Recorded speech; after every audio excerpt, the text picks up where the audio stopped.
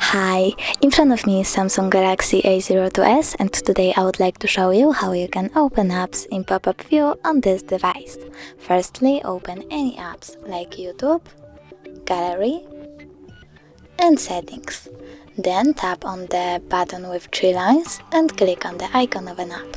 Select Open in pop-up view. So this is the first one, second one, and third one. If you want to see all of them, click on the bubble and place the window wherever you want to. As you can see, now I can use all of my apps at the same time. If you want to close any of these windows, tap on the X icon at the top right corner of every one of them. Thanks so much for watching. If you enjoyed this video, don't forget to leave a like, comment and subscribe. Bye!